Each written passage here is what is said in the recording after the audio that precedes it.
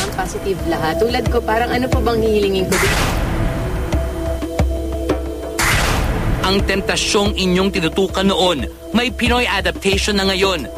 Nayanig ang Philippine TV sa taas ng ratings at sa dami ng sumabaybay sa Korean novelang Temptation of Wife.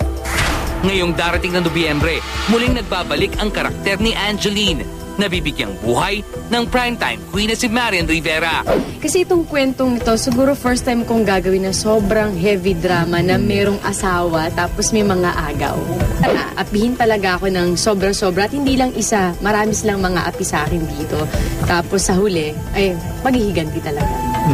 Doon nga ako mas na-excite kasi from api-apihan na at as in no makeup, losyang, mabait, hanggang sa unti-unti mabubuhat at alam mo yung lalaban siya at magiging maganda siya. Balik kontrabida role naman si Glyza De Castro, nagaganap bilang mortal na kaaway ni Marian. Challenge sa akin yung role na Heidi kasi ano siya though maldita siya, pero kakawaan din siya ng tao. Ambitious siya.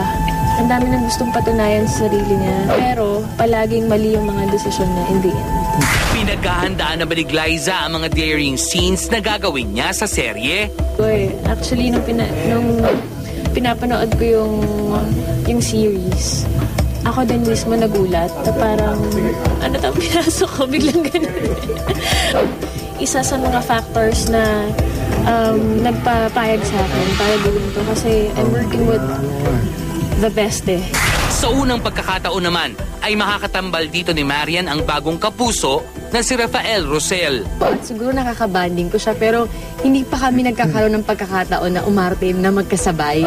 So hindi ko pa alam pero sisiguraduhin kong alalayan ko din siya at ganoon din naman siya sa akin.